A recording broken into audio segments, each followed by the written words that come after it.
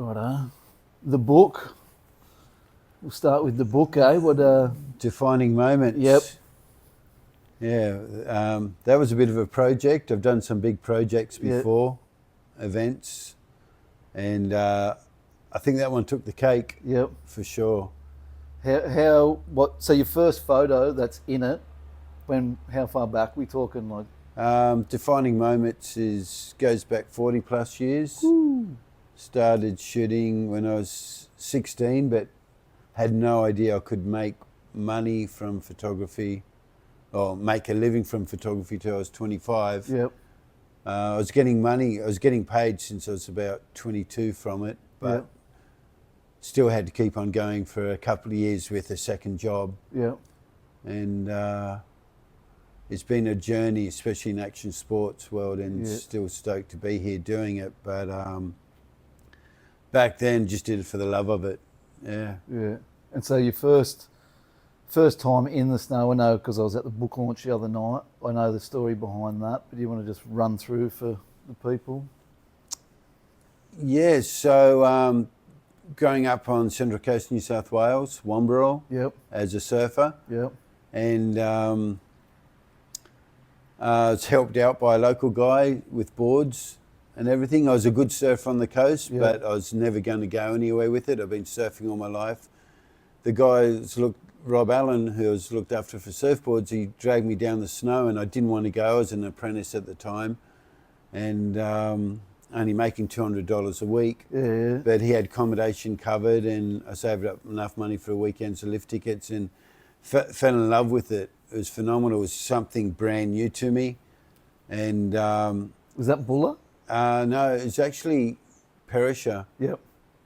And then walked up the slope, 100 yards, came down 3 times, did snowplow, stopped and went, oh, frick, this is cool. Yep. So then jumped on the 6-pack up to back Perisher. Yep. And got off and hit every tree coming down, every rock. And I reckon I was the most stoked skier on the mountain. Yeah. And just fell in love with it. So started going down, sleeping in the back of my car every second weekend. Yeah. And would buy a day ticket on Saturday and then a full day ticket. Then Sunday I'd buy half day and cut the numbers out of the tickets and stick that over the previous day's ticket. So that gave me a full day ticket for the second day. Sweet. And just wanted to get better and better. And then, of course, I had no money for teaching, for getting taught. So I'd go around the mountain and look at instructor groups and look at the exercises they were giving their guests. And then I'd spend the next few hours practicing what I saw that instructor and group was doing. And then came the end of my apprenticeship. I got my contractor's license and I was 3 months of finishing engineering certificate. Yep. And I didn't want to be an engineer. And so initially walked away from the trade to be a cleaner in Thredbo in 86 with my head down toilets, cleaning stairwells and windows just so I could ride that one chairlift every afternoon, every lunchtime, one run, and then 2 days off a week to ski. Right, everything. Yeah. Nice. So how'd you end up from your surfing photography? Were you doing that first or snow photography? I've been shooting since I was 16, surfing for some reason. I was always out in the water as a surfer before the sun came up. And then by 7:30, I'd already had more than my fair share of waves and the lineup started getting crowded. So I'd go in, get my camera, start swimming out, shooting all my mates. Yeah. And then people were saying, why aren't you sending these into magazines? I'm going, crikey, they're not all that good, are they? Yeah. And then first roll of film was sent into tracks. I got some photos used. Second lot of photos sent into Surfing Life, got a big feature. Yeah. And then started getting covers and a couple of 100 front covers later and all these global awards with Surf and Snow. And almost 60 years old and still keeping the dream alive. So good. I've definitely watched and looked at plenty of your photos, like some of those mags. I'm even still flicking through them now. Were you talking Crackneck? Is that where we're talking? You're getting those photos? Like Crackneck was one of them. That's just 5 minutes up the road. Yep. At Foresters Beach. Yep. I grew up at Wamberal Beach. Yep. And that's got some pretty decent sandbanks at times, especially up the northern end. But then only just another 10-minute walk from there, you got Foresters Beach, and that's where the photos of Banzai really, you know, the in-water barrel shots really took off for me. And surfing forage, being a goofy footer, I was one of the young. As being one of the younger groms at the time, me and my mate were sort of the top big wave groms at the time. Yeah. Nice. And so, in the snow photography, what's the first shot you took there that got published then? Oh God. Skiing, it would have been Powderhound magazine for a couple of years, and then when I was tied up with Surfing Life as a senior photographer for surfing, and when Peter Morrison brought out Snowboarder magazine, because I had the affiliation with Surfing Life and I was shooting snowboarding since one of the very first times it came out. I started getting a lot of stuff covered in Snowboarder. And that went on for years. I had covers and feature stories, and it was really interesting because I was a skier. The snowboarders that I knew were cool with me, but it's such a cliquey scene. Oh, for sure. People who didn't know me, boarders who didn't know me, and being a skier, they sort of, you know, you got snobbed off a lot. That didn't worry me. And then when I went international, I was working on all the especially in Japan. 80% of my income for many years was from snowboarding on a global scale. Started going to Japan mid-90s when there was only 3 Kiwi snowboarders over in Niseko, and there was 3 Aussies in Niseko, and that was all. But I'd work with Snow Style and a couple of other Japanese mags, so I get to work with all the Burton and Sims and all those big brands, and for 6 weeks we would go to ISF events on the weekends, and then in the midweek would be working with the athletes doing all free riding. And the same thing, once I made a connection and got to meet the snowboarders, and they appreciated I could shoot snowboarding really well. It was great working with them, but people I didn't know, it was standoffish. Real standoffish. And it's very cliquey. I mean, that's the scene, and that's the way it was. And well, back then too, skiers and snowboarders were still like a bit anti each other. Oh, weren't they were 100% anti. I think the first event, the first real big snowboard event which crossed over with skiing was the Whistler International Ski and Snowboard Festival. And then that was around the mid-90s, 96 or something. Then I put on the first freeride event, which was Skiers and Snowboarders, the World Heli Challenge. And that was very cliquey. But even then the way that we broke, I'll never forget the night. I was living in Wanaka at the time, and I've got all these pizza and beer. And I put it down in the lounge room, and then you got all the skiers on one side, all big, you know, racers, burly and tough, and on one side of the room, and then on the other side of the room had all these snowboarders, you know, dreadlocks and just whatever, you know, wearing all the gear, and they looked at each other, sort of like this, and trying to eye each other up. And after a few beers and pizza, it was hilarious. At the end of the night, I wish I'd documented that whole night, because they're all sitting down chatting, rah, rah, rah, rah. And that was the beginning of the breakdown of barriers. Yeah, right. They probably all worked out they were all like into the same shit anyway. Yeah, like, they were doing into the same free thing. riding and, you know, just doing cool stuff. And a lot of that was one of the first, apart from the Whistle event, that was the first, I guess that was the first free riding event which broke down the barriers between skiers and boarders. Yeah, right. Yeah, it's pretty cool. That is a pretty cool thing because I know a lot of them, when I first came into snowboarding, most of the skiers didn't like us, you know what I mean? Me and my mates, but we were like the young ones. So I just always, coming from a surf background, I knew that the older guys never really liked the young guys when they come in, you know what I mean? Like, and I'd lived in Burleigh, you know, been in Burleigh board riders, so like I knew what grom abuse was about. Totally. So I just sort of took it on the chin, and I always knew that if I had something smart to say to them, I wouldn't get in trouble in that sense, you know what I mean? It would sort of break the ice. So yeah, I got it and understood it, but now I think they're both the same now, you know what I mean? Like especially park snowboarders and skiers, a lot of them hang out together, you know, like. Totally, there's no barriers anymore between the two sports. And a lot of them even make, like most of the bigger companies now are doing both, you know what I mean, or sponsoring both, especially outerwear, you know.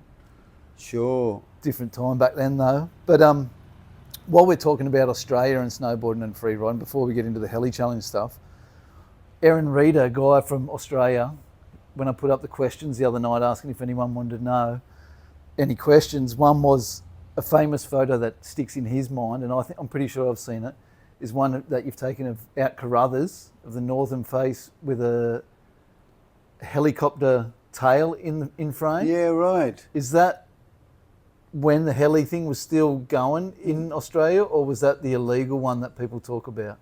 No, it wasn't illegal. Who was it? Was it Rich Haggerty?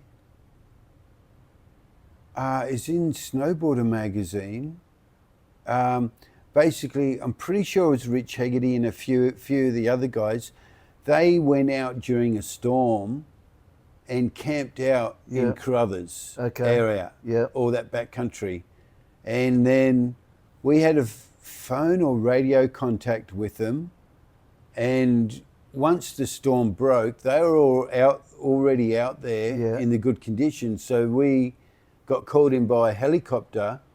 So flew in, we didn't land. Yeah, okay. We just flew around, and then we already had them sitting on different peaks ready to drop in. Yeah, right. And then we went helicopter and phone or radio and said, right, we're set, drop in. So they all dropped in one at a time. Yeah, right. So in half an hour, we smashed out the 3 or 4 runs or whatever. And then we went and landed back. We're allowed to be out there. It wasn't illegal. Yeah, right. We didn't land. You didn't land, No, because it's illegal to land helicopters in National Park. Yeah. So there's no heli skiing done at all, heliboarding. Yeah, right. Because there was one years and years ago though, right? Because there was a crash at Guthiga or something, and that canned it.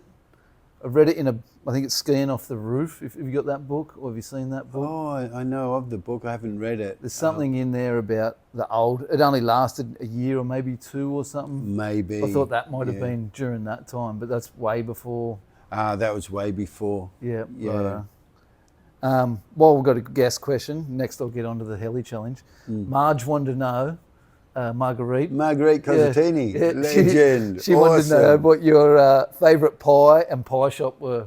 Oh, that's when I started putting on weight. When I lived in Wanaka, I had a photo shop on the lakefront. Yep. And I had the Dough Bin Bakery right next to it. Yeah, right. And at the end of the day, you know, there's always leftover pies, and I'd always be working back till 6, 7, 8 o'clock at night as the shop. And in the photo shop, and of course we'd get free pies. Yeah. And then, you know, whenever we're out partying, the pie shop was open at 3 o'clock in the morning. On the way through. So eating pies, and that was the demise. Start blowing up a bit. Yeah, unfortunately. And I've never been able to work it off properly, but doing my best. Good shit. Well, that's the reader questions out anyway so far, the ones I can remember. I think there was one more, but won't go into that one. But the Heli Challenge. A lot of the kids now wouldn't know anything about the Heli Challenge. Older crew definitely do. everywhere I go around the world, I kid you not, even this year, everywhere I go, people say that was the coolest free ride event ever. Bring it back. Yeah. I mean, we got Travis's Rice event. That, you know, that's amazing, but it would want to be because of the money they got behind them. Yeah, for sure. What we did on a shoestring budget, and still is. It will never be repeated. Yeah. That was a different era, but it was. And look, I know people are probably going to beat me down for saying this, but that's because they weren't there. Yeah. It was the greatest free ride event ever. There's no other event which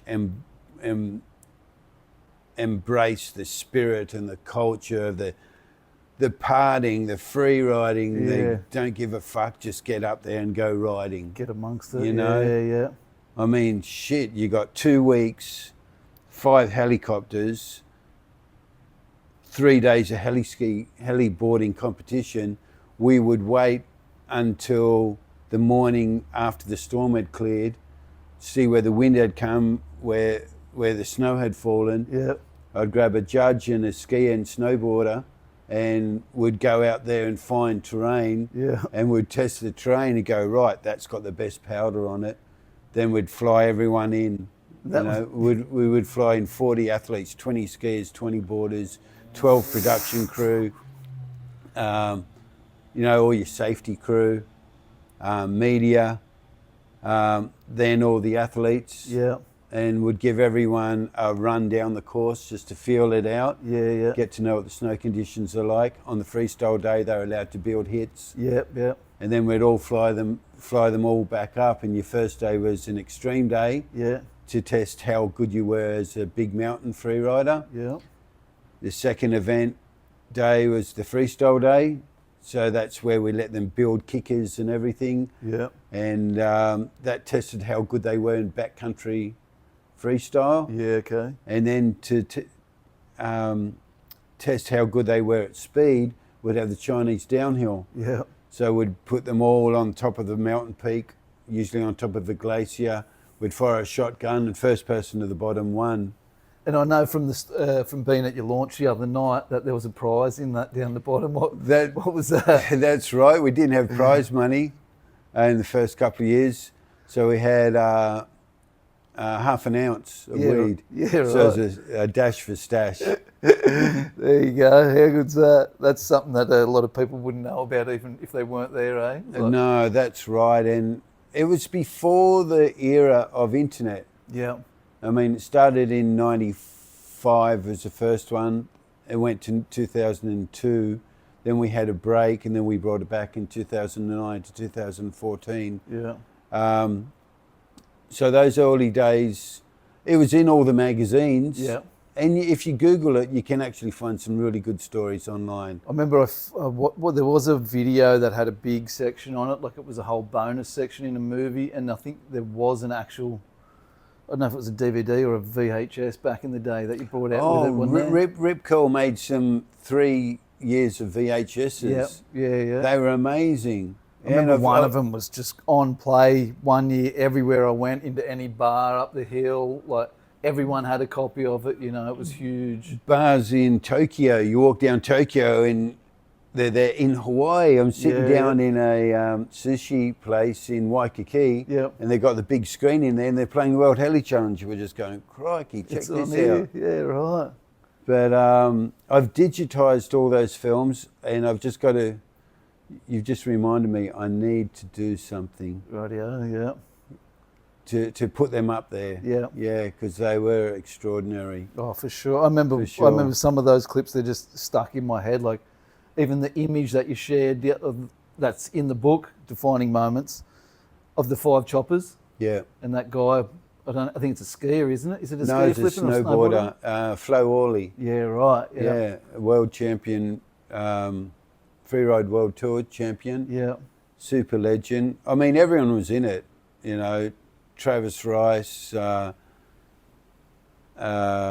God, it's a who's big who. List, yeah. Big list. Jeremy Jones, is he in Jeremy it? Jones. Yeah. Oh God, every Australian who was a free rider was Yeah. in it.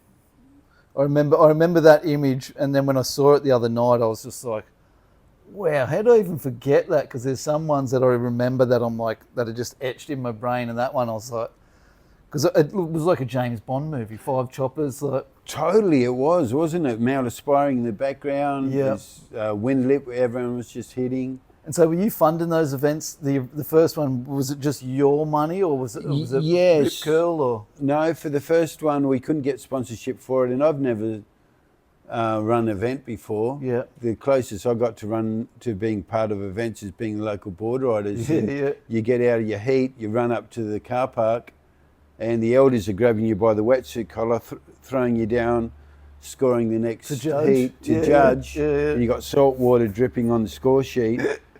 And Trying not to smudge them with your wet hand and shit too. Totally. And then the next thing where, with all these, I managed to meet all these athletes up in Alaska, and thanks to Nick Parada, who put on the King of the Hill snowboarding event, he gave me some pointers, and still couldn't get the sponsorship, so we just decided to throw $600 on the table each, buy some heli time, and then it just took off from there. And then Ripcord came on board 2 years later, and they were with us for about 4 years. So a lot of people wouldn't know anything about choppers, like in chopper budget. Then what sort of money are you given for choppers then? Oh God, it was a lot. There's 100 grand. Really? For the whole event sort of thing? Yeah. Yeah, right. 20 grand a heli chop. Yeah, it's up around 80 to 100 grand heli time. Yeah, right. Wow. So you backed yourself for that with? Yeah, there's a reason. Yeah, it's interesting. The heli challenge cost me everything that I had in its span of its life. Yeah. But it opened up doors where I lost money for running the event. Yeah. It opened up doors to get to work with the best athletes, best film crews, brands all around the world. It gave me, where I got a lot of credibility out of it, for sure. Still do today. It's phenomenal. Yeah. I think I probably knew you in the name Harrow in photos, but I remember seeing that and seeing Tony Harrington, like Heli Challenge. It was like, righto, who's this guy? Like, I'm watching anything he brings out now, you know what I mean? Or any photos I saw, I was like, oh, yeah, you know. So would have put you on the map for big timers as well, obviously, It did, for sure. I went up to Alaska as a photographer for the World Extreme Skiing Championships. And I'd been skiing in New Zealand for a couple of winters and doing quite well in the extreme comps as an athlete myself. So to ski in the World Extremes and then photograph it, and then meet Nick Parada and his King of the Hill the week after the World Extreme Skiing Champs, suddenly I'm just, connected with the best skiers and boarders from around the world, and then to put on the Heli Challenge and bring everyone down to get to know them intimately, not just from a competition perspective, but lifestyle.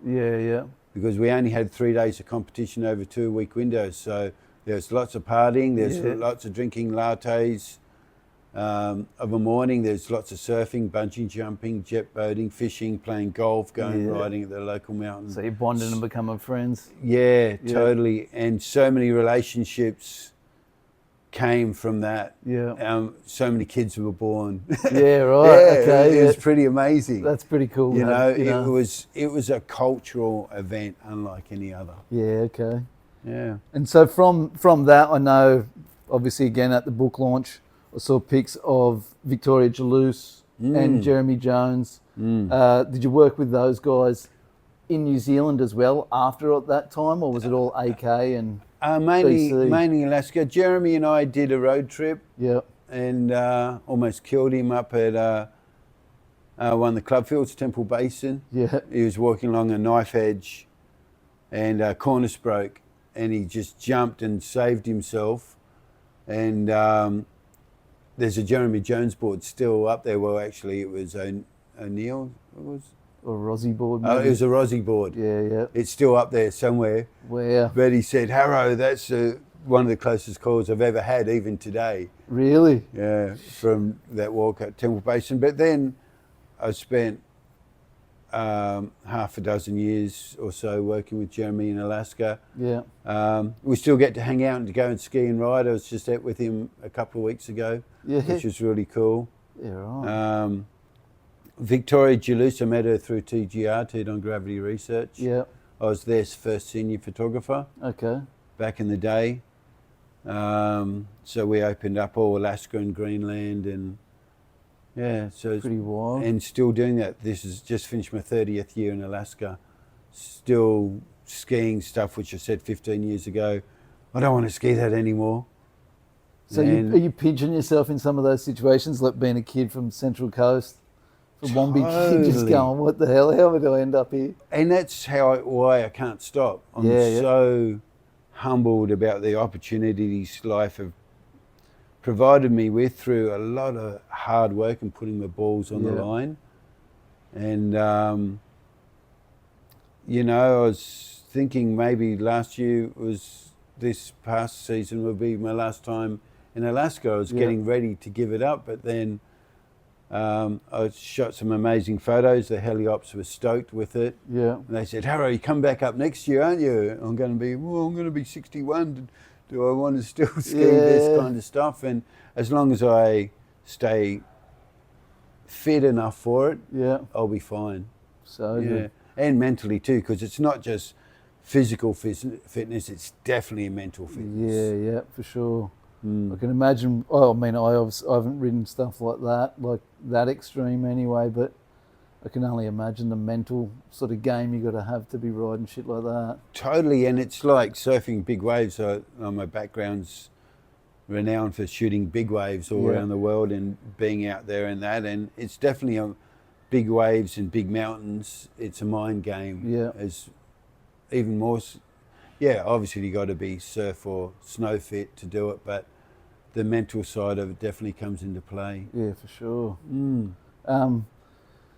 New Zealand, the Wanaka Big Air, wanted to touch on that. That thing's look pretty wild, and in the scheme of things these days, it's pretty loose to look at.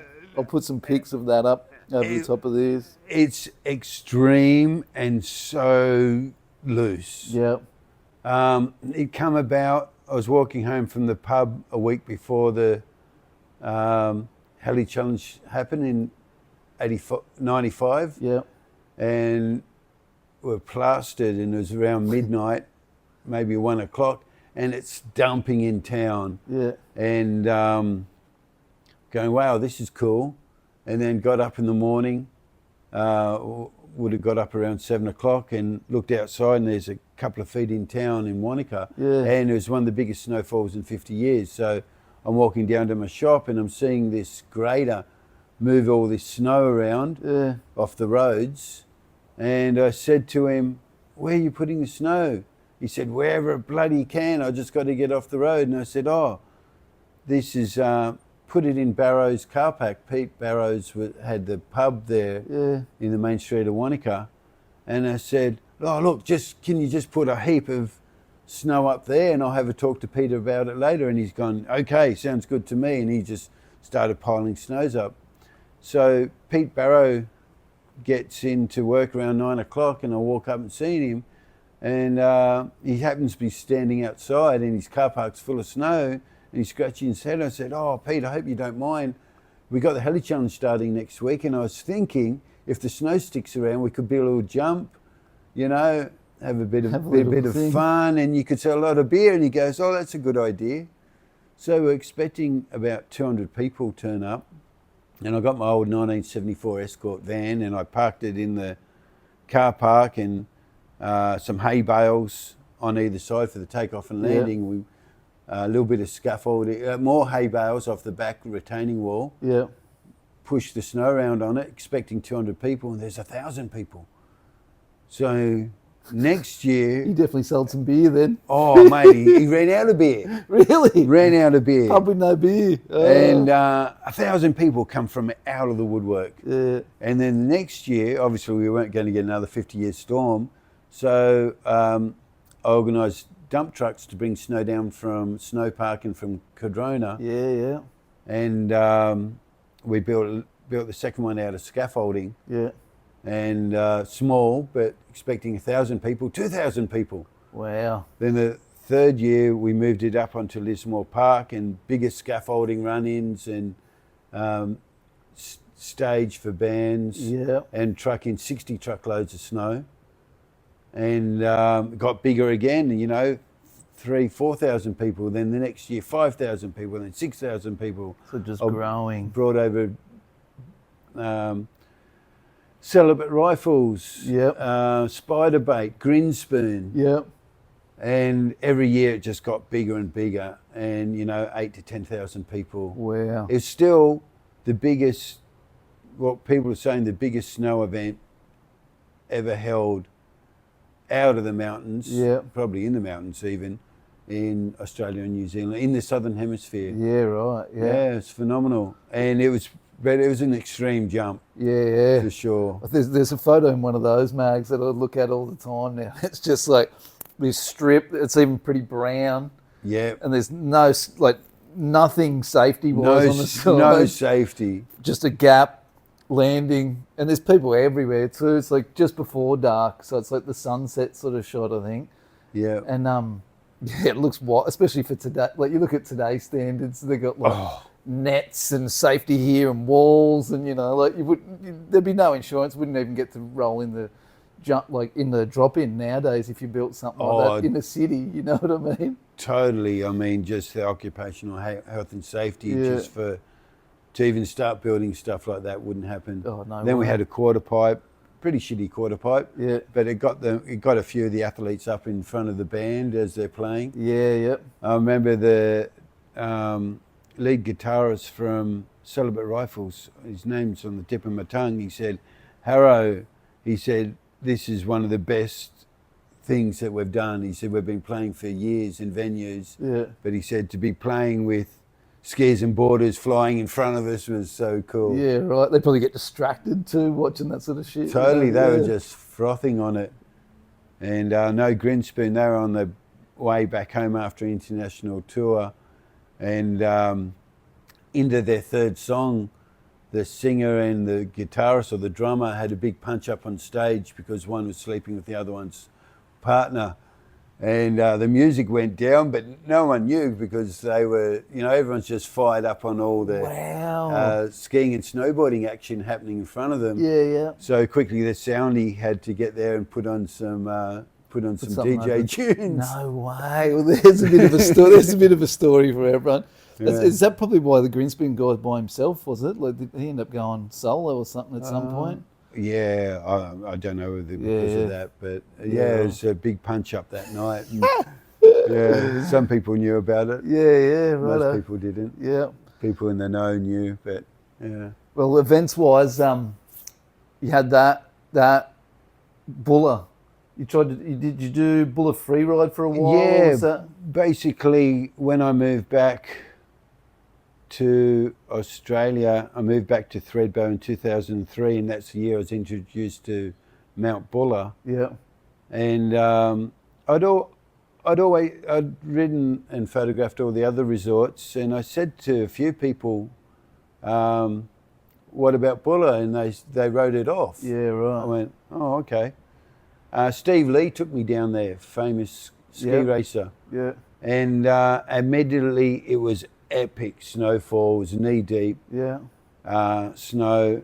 And I got introduced to the mountain manager, Nick Reeves, who showed me all around the mountain. And my jaw dropped. I mean, those chutes, summit chutes, are the most insane free riding terrain in Australia, and I dare say any New Zealand, I don't know of any other New Zealand resort which has got this much amount of technical terrain on it. Really? But it can't be ridden very often because it's too extreme. All right, yeah.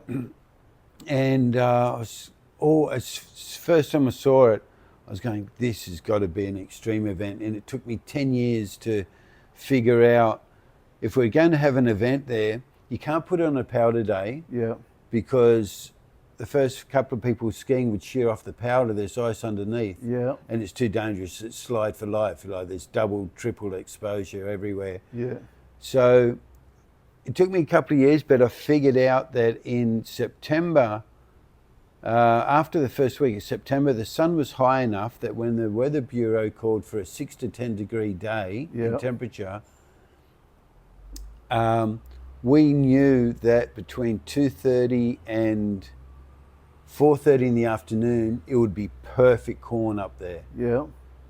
And it took 3 years to get off the ground, and people thought I was just an idiot just trying to make it happen. Yeah. And then they said an idiot, firstly, because it would never happen, and then secondly, it's too dangerous, you're going to kill someone. Yeah. And sure, I was nervous because it was pretty wild. Very wild.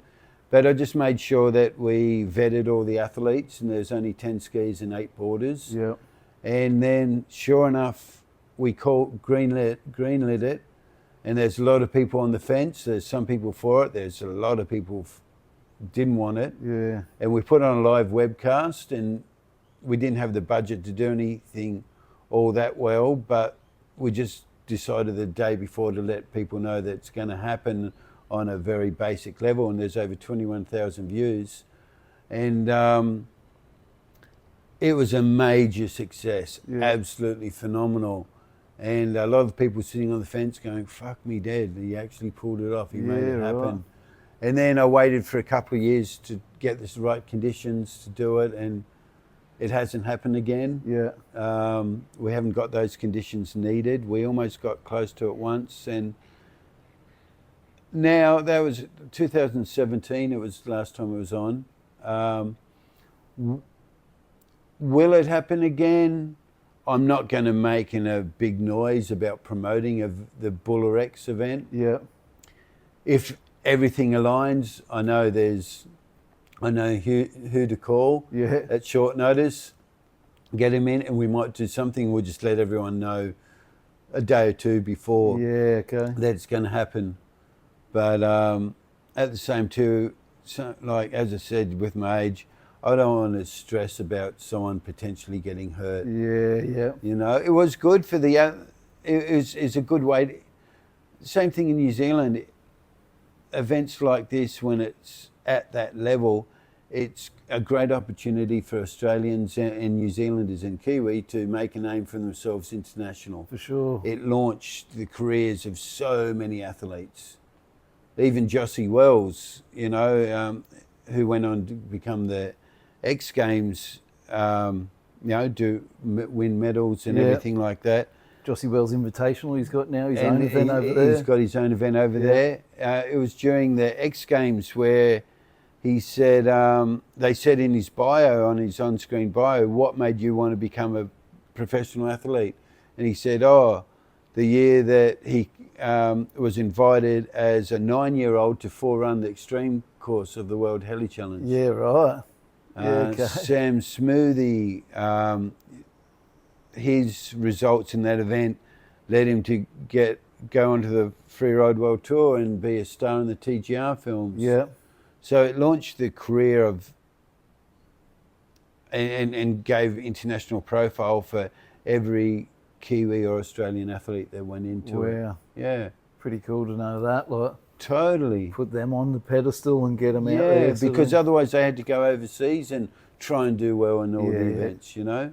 And even then, you're probably throwing a fair bit of money away to just try to get into them, you know what I mean? Like, totally, thousands. No guarantee of getting anywhere in it, you know? Yeah. That's pretty cool to know. And I know a lot of people will be pretty stoked to hear that. Like, hearing Buller and Extreme is like, for a lot of guys now, I know they think all the biggest shit is out the back of Thredbo or Perisher, you know what I mean? Like, or Cosy sort of thing. Main range. Even then, you probably don't have anything, like you're saying, like that sort of terrain. You know, there's probably a few little sections, but shorter pitches, that sort of thing. But I've seen pictures of what you're talking about, and it does look pretty hairball. And, you know, I laugh at particularly skiers and snowboarders from Hotham saying, we got the best terrain, we got the most extreme terrain. Obviously, they haven't skied Buller. Yeah. The same as I hadn't, you know. All those years I started in Thredbo in '86, and I did seasons in Thredbo and Hotham and back to Thredbo, then 10 years, 11 years in Wanaka, then came back to Thredbo again. And I didn't, I didn't give Hotham any Buller much thought at all. Yeah. I'd never been there. Yeah. I went there, and admittedly, it was good. Yeah. Which is what, which just captivated me. It was just amazing. And Buller's got the sickest terrain, but also it doesn't get as much snow as the others. So that's a bugger. Yeah. But the run, like Federation in those runs down south side, is the type of terrain we go overseas to ski. Yeah, right. Okay. It's got the pitch, it's got the features. It's insane when the snow's on. Yeah. Mm. Hopefully this year, fingers crossed, we get enough to get something like that. Oh, get bloody out oath, we need it now. The whole industry needs it because we've had 2 bad years in a row. That's what everyone keeps telling me. I mean, I live down there and ride every day as much as I can, you know what I mean? Everyone in the industry that I speak to trying to get anything out of someone's like, no one's doing well. And you can see by companies dropping off, shops closing everywhere. Yeah. But there's got to be some sort of health in the industry to a degree because, I mean, there's shops in Brisbane, Byron. They're still open, you know what I mean? But I've noticed a lot of them have to stick with the bigger brands now. There's not as much, variety in the stores. You can go to most of those stores that I mentioned and they've got the same brands in there. Like it's only those companies that can keep up with bad seasons, you know what I mean? They'll keep the sales through that sort of shit. It'll be interesting to see what happens this year if we don't get a good ski season, because unfortunately, I know one major shop who only ordered 20% of what they normally order because they had leftover stock. Yeah. I had to do an in-store shoot, a promo shoot at the end of last winter for a catalogue, and initially the store manager was just going, it's out at the end of the season, it's not going to look good. But there's so much stock left over, it actually looked like it was the beginning of the season. Yeah, right. And that's scary. Yeah. Well, I know Rhythm did a much smaller order than they usually do too, and their biggest floor space of any store in Australia. I think Southern Hemisphere, there might be someone bigger now in New Zealand, I think. Not too sure. I heard something about it, but I know they're way down on sales, and they're stocking a couple of other brands now that hopefully boost sales, but find out later. Yeah, that's why they call us punters. Yeah. Whether you're a punter who buys a day lift ticket and comes down, or a weekend, or a business owner. I mean, I'm sure every business's accountant just shakes their head. Oh, for sure. Why we do what we do. But well, speaking of accountants, I know you said the other night at the launch that Rip Curl nearly went bust when they brought in out of industry bean counters. Yep. Yeah. What are your thoughts on that sort of thing in the industry? Do we need them? Do we need that sort of thing? Should we keep it core or? Well, you don't blame the owners of Quicksilver, Billabong, and Ripco or whatever for selling out. Yep. They've worked so hard all their life. They want to get, they deserve to get something out of it, For sure. And the only way to grow your brand and service the consumer is by growing and getting investors in. Yep. It's just the nature of the beast, but you got to, the more and more out of industry people get into it, the more and more they want a monetary return out of it. For sure. Which is going to just be counterculture. Yeah. And it just destroys the brand if you don't do it right. Yeah. So, yeah. On the good side of that, though, I think when brands get that big as well, it gives room for smaller companies, little like type. Of course. To sprout and get a bit more coverage, get, other people on their teams and sales. 100%. I mean, it does give the little guy, and there's an opportunity there for sure. Yeah. Well, I know now there's a few Australian companies coming out, like a few of them I'm speaking to at the moment. won't drop any names because nothing's signed on the dotted line yet. But I know their sales are going through the roof since, you know, like your Billabong have stopped. Yeah. Volcom, don't know what's really happening with outerwear with those guys now. I know US, it's all sort of dying in the arse. Yep. They're still sponsoring an Aussie guy, one that I interviewed here in Australia. So I'm guessing they're going to be bringing out outerwear. I looked in the shop here at Tweed the other day. There's nothing, doesn't seem to be anything new, but there's a lot of last year's gear in the store for sale. So see how that pans out for them. Cowley. It's his birthday today, actually. Oh, right. Yeah, Cows. yeah. Classic. I thought I'd bring them up because they're guys who are still in the, well, I don't know where Rowan is these days, but he led me to my first rainbow rail to hit, which was a tree at Thredbo under Merritt's chair. He was a Billabong rider. He was a top riders dog, in Australia. Yeah. And Mark Cowley, oh my God, what a phenomenal border cross guy. He still is now. Still is, yeah, still is. Still Amazing one or free two rider. at the Bank Slalom, I know. Probably won the Hotham one as well. Yeah. Yeah, those guys, well, Cowley at least, he's a big supporter of the show. I'd shout those guys out. Awesome. You worked with them a bit? Yeah, 100%. Yeah. For sure. Good stuff. Back in, the photos aren't accessible because they're all shot on slide. Yeah, okay, yeah. And I've got boxes of slides here in my lockup on the Gold Coast and boxes of slides in the lockup down in Marrijig. Yeah. And then boxes of slides up in my gallery on Mount Buller. Yeah, right. Yeah. You'd have to do a slideshow or something to get something like that. It'd have to be a live event or something, wouldn't it? Oh, I know, right? I was in my lockup here just 2 days ago. Yeah. Just looking, I opened up one box and just pulled up slides and going, oh my God, how incredible is this? And what am I going to do with them? I might be dead in 10 years' time. Yeah. What are we going to do with them?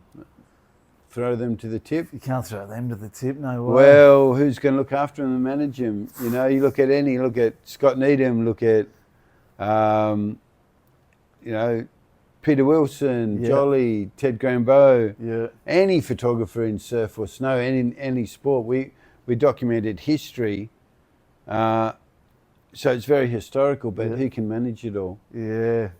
So, well, if you need to get rid of them, mate, before you throw them in the bin, sing out to me. I've got magazines and shit stored all over Australia that I'm trying to hold on, and that's hence part of why I'm making this, you know, like, because a lot of kids don't know about from 90-something or even 80-something, you know what I mean, to probably 2000. It's all sort of just, you know, and especially with the development of parks now.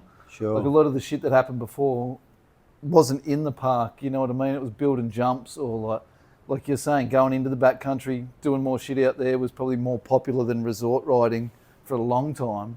Whereas these kids now, like, half of them don't know how to pick up a shovel. That's You right. know what I mean? They've got the parks built for them. Yeah, the park's built. And when they do go to look at something, it's like, you know, they've got to scout for a couple of hours if they don't know where to go straight to. When you've got a perfect 60-foot jump and someone with a phone standing on the knuckle all day, that'll just film them. And they get more coverage out of that sort of shit, you know, which is understandable for them. But I think a lot of them need to know that there has been a long history of that sort of other side of it. Oh, for sure. And, you know, with slides, even like everyone, we're shooting this on a phone and a gimbal, like slides and that sort of thing. Tell us about the sort of shit you used to have to take out to a shoot. You know what I mean? Like, are you talking massive backpack? How many kilos? Oh, no, that sort of thing?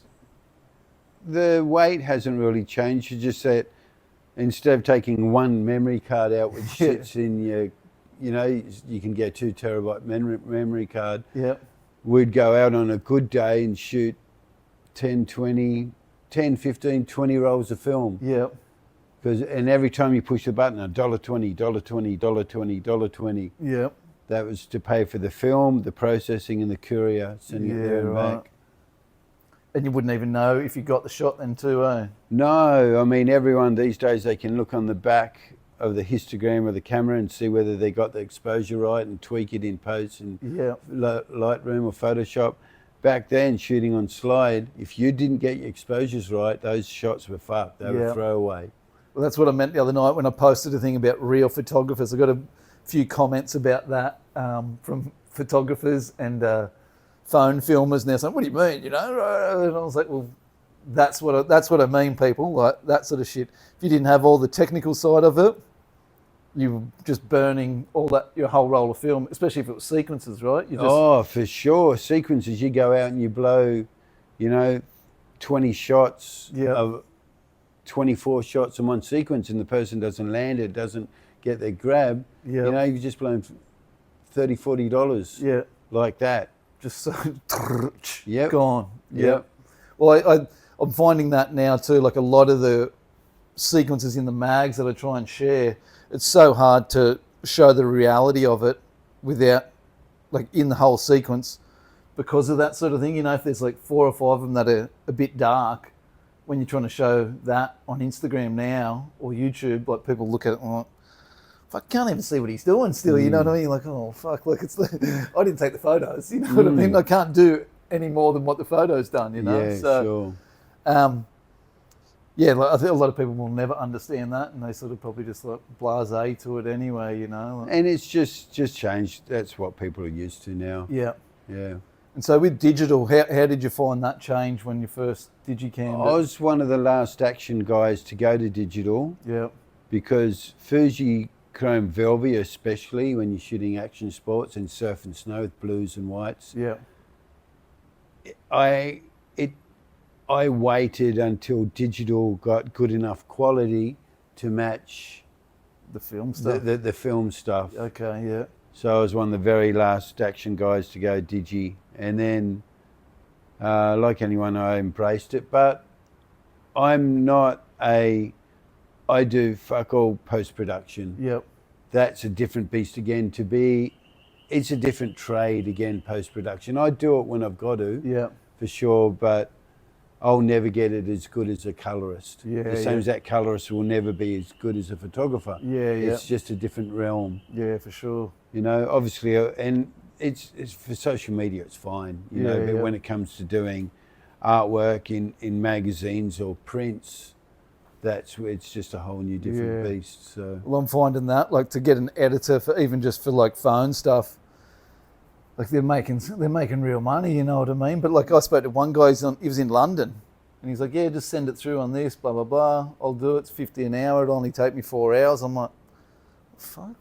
And then when I sent him some stuff, he was like, oh yeah, that's light work, dude. Like I can do that fucking in 2 hours. You know what I mean? And I was like, oh right. So and to be honest, you can get people in India to do it if you really want to. And I know photographers who do that. Yeah. Are you going to give up your IP rights? Are they going to get used somewhere? Just don't get bummed if they're getting used somewhere else. But you got options. That's you got the risk options. You take too, I suppose. Or learn it yourself. Yeah. What else did I want to get into? Other than that sort of stuff, still skiing now. Obviously, we talked about you going to AK. You got your shop in Bulla. Yeah, the gallery in Mount Bulla, and I love it.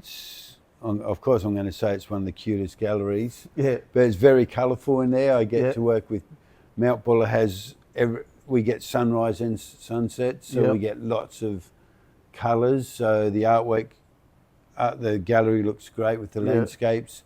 I shoot a lot of family portraits. That's where I make my main money. Mums and dads, grandparents, kids.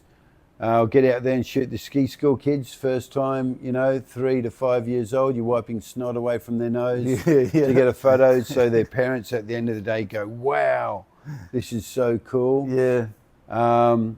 Ski races, club races. I do their marketing stuff, and that's good money. But when you look at over a full season, sure, I could be making more money somewhere else, but between all those different parts of the business, it works. And that's the thing today, you get all these action photographers getting into it, thinking they're going to make $1 million. Oh. There's no money in action sports photography. Yeah. Zero. Don't stress. If you want to shoot action, go out there because you love it and you wanted to produce really cool stuff and stoke your mates out with Instagrammers, Instabangers or whatever. If you want to stay in the game as a photographer, get out there, learn how to shoot weddings, learn how to shoot portraits. you know, because that's where the money is. Yeah. For sure. So if you can focus on making money from somewhere other than the passion, the passion and action side, Yeah. then you're going to enjoy shooting the action. For sure. Well, I mean, I've seen a few guys who are trying to come into the game and get involved in that way. Then there'll be someone standing next to them with a phone, you know? Yeah. And then you look at the photos, you're like, fuck, dude, with the phone's Nothing much wrong with the fucking, phone. You know? Yeah, you know? Nothing wrong with the phone at all. I mean, you can blow prints up to this big, no problem. Yeah. On a phone. No one will know the difference between a phone photo or a $15,000 medium format photo. You know, when it's blown up that big, sure, when you get bigger, you're going to notice it. But anything online, a phone has got everything that you will need. Yeah. Well, a lot of these digital guys now, I'm seeing too, like every couple of months you'll see like a new camera being put up for sale, and I'm like, why are they getting rid of that? And like now that makes sense, you know what I mean? Like, or Red's even got a small something now, don't they? Have they bought like a smaller tiny box thing or something? Oh, totally. Yeah. And that's the other thing. I've got a Red camera. It's one of the first ones that came out, the Red Epics. Yep. Still nothing wrong with it today. I mean, and I've taken stills out from that and used them as double page spreads in magazines and the book. Yeah. You wouldn't know. Yeah. Right. It's pretty crazy. That's wild. I mean, you spend that sort of money on something and you think like it's going to be, you know, the duck's nuts for everything, but phones. Phones just keep, So Buller, spoke about your gallery, spoke about if I get down there, where am I on a shitty season? Where's the best? Where am I going to ride? Where am I going to eat? All that sort of thing. Give them a bit of a plug, because I know it's only it's a family-owned resort, right? It is. Look, go to the club lodges. Yep. Do your research. Contact the club lodges to start with. Yep. For sure. Well, actually, if you go to mountbuller.com.au, they've got. What's really good about that, they've got packages. Okay. And they've got snow guarantee. All right. So if you go early season or a late season and there's no snow, you get your money refunded. Okay. If you go outside of that, you don't get the no snow guarantee. Righto, definitely do your research. All right, But the club lodges are some of the cheapest, and you need to Google it just to see what they are. Food, you want to plug someone? Get yourself a free feed or something? I don't know. Oh, definitely Spurs. Yep. They're developing that area. Okay. It's a really good place. Good, affordable. There's no affordable food on there. Bring yourself up a backpack. Bring yourself up a backpack. For sure, or just be prepared to pay what it is. You know, fine dining prices. The miss. You know, one thing. All these people complain about lift prices and everything like that. Yeah. It's actually, when you look at it, what a resort spends on infrastructure to sit there for 8 months a year doing nothing. For sure. You know, if you're going to spin out and give resorts bad press about too expensive, go and pick up another sport. Yeah, for sure. You know, prices, yes, they're expensive, but you know, there's 4 months of which a business has to pay for staff, rent, accommodation, food, you know, which may go off. You know, you make the season, like last year we finished a month early, the year before that 2 weeks early.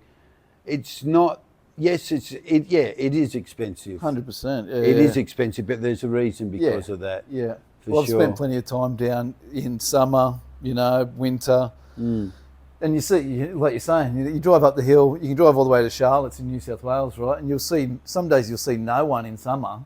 Yeah. And like, you've got all this area, and you're like, well, there could be something done with it, but like, they've got to fire shit up, you know, they've got to get staff, like you're saying, like it's not yeah, find another sport if you're going to whinge about it, Yeah, basically. if you're yeah, going to for whinge, sure. find another sport. If you're going to pay that money, embrace it. Get some mates, go up and have a good time, and Yeah. you'll get out of it what you make most of it. And that's why they call us punters. That's it, yeah. The supermarket. Yep. Go and buy your coffee at the supermarket. Well, we got one in Perisher too, and there's like there's plenty, there's options if you know. Yeah. And like you said about Buller, do your research, I guess, is the best bit of advice. Enough hating though. What was I going to ask about? Something else. Aussies, you've dropped a few names of who you shot with and that. Who was the easiest to work with and who was probably most painful without? Oh. Timmy Vlander said you're the messiest photographer he's ever worked with. Oh, totally. And he's super nerd, anal.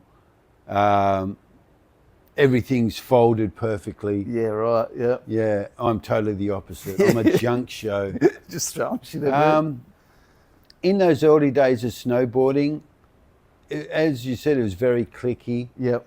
I got on with half the snowboarders. The other half, I didn't really. Yeah, I wasn't out there partying with them and messing up with them. Yep. Yep. But God, Marguerite Cosatini, she was amazing to shoot. You know, so much style and finesse. I've never been into shooting park. Yeah. I shoot park.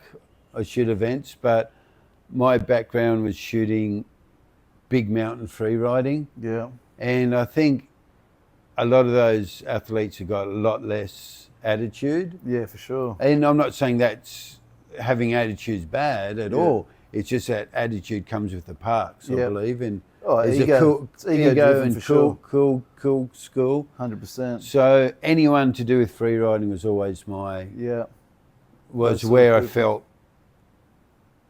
most fitted in shooting snowboarding for sure.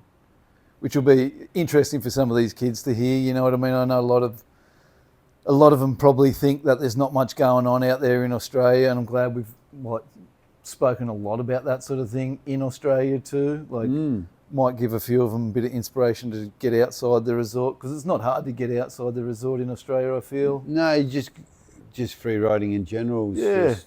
Yeah. And I know in New South Wales, we've got access easy to getting out. You can ride the resort out to a bunch of, I'm not going to name any areas, but and there's backcountry tours now you can jump on. They're not that expensive. I know Dougie Chatton's got a good one out of Guthiga. Yeah, totally. So, you know, it's easy to get into, not as expensive. I mean, if you're going to ride the serious stuff, maybe take an Avi setup. Well, anytime you go in the backcountry, not so much Australia, you need to be backcountry. So if you step outside a resort boundary, you need to be backcountry savvy. Yep, for sure. Straight away, you got to know what a terrain trap is. Yep. I guess the biggest disappointment I see in snowboarders and skiers who go overseas, they'll buy the right transceiver, they'll buy the right backpack, they'll get the shovel and probe. Yeah. They don't know how to use it.